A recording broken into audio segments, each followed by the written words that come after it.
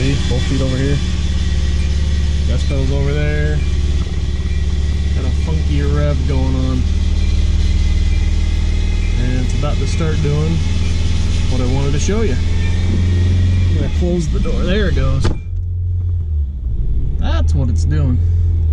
This is a 2001 Hyundai Elantra, and it is having some issues. So I've already started diagnosing this, and what it ends up doing, if I leave this running, when it warms all the way up, it revs up to 4,000, 5,000 RPMs, and it just stays way up there, like crazy high. I've replaced a couple parts. I'll show you that next, and then let's see if we can figure out what's going on with this and get it fixed. But the symptoms that I'm having are it revs at an idle, and it'll go between 1,000 and 3,000 RPMs and just kind of bounce around. Right now, I think because it's so cold, this is a cold start, it's sitting at about 2,200 RPMs, 2,100 RPMs, and kind of staying there. I'm going to tap the gas just a little bit. No, I didn't even touch the gas. There it goes. So this is the symptom I've got. It started doing this on my daughter.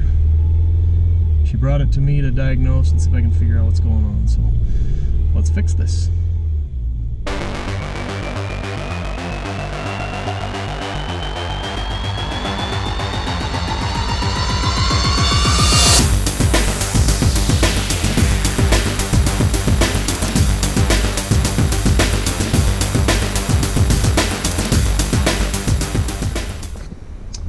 So here's the codes that it was throwing.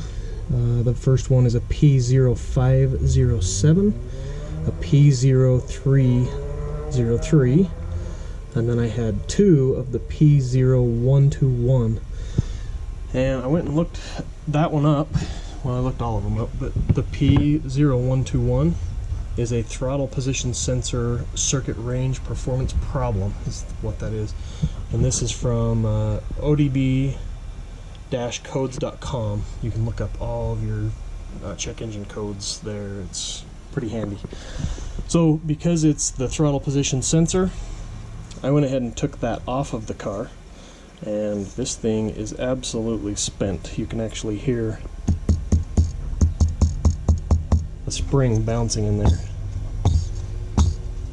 That might be hard to hear, but it was shot. When I pulled it off, the innards of it just kind of went swing, and the spring sprung, literally. So, if I go back here and I look up, the 303 is a cylinder 3 misfire. Still need to look up that one and see what the heck that is and troubleshoot that. A 0507 is idle air control system RPM higher than expected. And that is consistent with what we saw because the thing was just revving out of control. So when it gets hot, it just goes up 4,000 RPMs and just stays pegged like that. So pretty sure that that's caused by that. I'm pretty sure that the misfires were happening as part of everything just being out of balance. So I replaced that. When I would unplug this is actually the idle air controlled valve.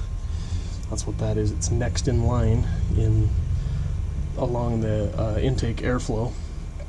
When I would unplug the electrical to that, the idle would come back down to, well, it would actually be below normal, but it would run really rough. So I ordered one of those and replaced that as well, and now we're at the position where we are today with the revving, zoom, zoom, zoom, and that's what we're troubleshooting today. So let's see if we can fix that. Alright, so under the hood here, this is your air box. That's where your air filter is. I have verified that that is clean. Got nothing really clogging anything up all the way up through here. When she first described what she was having going on, I thought that it was the throttle position sensor. That's this right here. Throttle line comes in back here. Your sensor for that is always right in line with that. That's what that is. I've replaced that. It was in fact bad, like I just mentioned before. This part here is your idle air control valve, and I replaced it as well because when I would unplug it, my idle would go back to semi-normal. It'd still run kind of rough, but it was better. I'd plug the electrical back into it, and it was back to jacked up and bad. So after I did all of that, and I was still having the exact same issue when all the electrical was plugged in, I unplugged this guy, and it did the exact same thing as when I unplugged this. So that got me thinking, well, if I do this and this and that, maybe it isn't even electrical at all. So this thing was in fact bad. So now it's just a matter of what the heck's going on. Researching online, I discovered that it's very, very likely some sort of a vacuum leak. So I've been looking at all my hoses, all my connections, that sort of thing. I've sprayed starter fluid down in there when the engine was cold, trying to figure out exactly where the leak might be. That's one of the troubleshooting techniques you can try. Be very careful with that. You're using that one at your own risk. Don't do dumb stuff, right? That's semi-dumb. But that produced nothing, right? When you spray it, if it's on a leak, it'll suck that in and your engine will rev as it burns that extra fuel. So I can't get to my intake manifold, and I think that it's the intake manifold gasket that is bad. So to get to that, I've got to take all of this back here off, get to the gasket, and replace the gasket. So that's what I'm facing.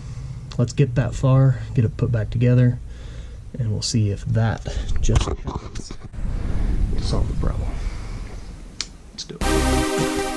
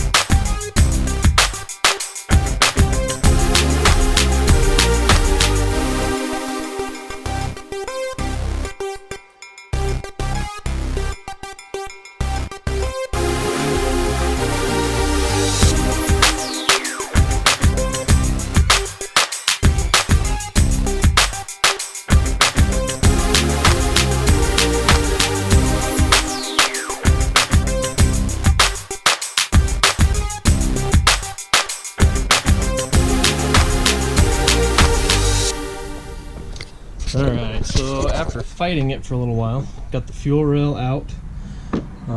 Those injectors are super dirty. I'm going to have to clean those before I put them back in. You won't be able to see down in there because it's too dark, but had to undo a couple of hoses and of course all the hardware holding the manifold in place before it would slide out enough to get the old gasket out. I got it out and it's missing an entire chunk. I've looked for that piece. I didn't see it drop when I pulled it out. This was the upside. I'm hoping it didn't go down inside the engine, but there's little hairline fractures or cracks all over this thing. It's going to be hard to see on the camera, I'm sure, but right there's another one. But I'm pretty sure that this is the issue, so I have my new one right here. Just got to put it all back together. Got a little bit dirty, but small price to pay to save yourself some cash. So get it put back together and test it and verify that this was the fix. Alright, well, that is a dirty job when the car leaks a little bit of oil. It is crazy. Gotta reach clear up inside from below to get to those bottom bolts. But moment of truth. I haven't even tried it yet. Let's try it and see what happens here.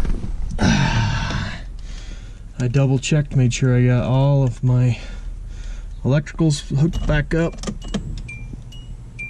Fuel pump just went.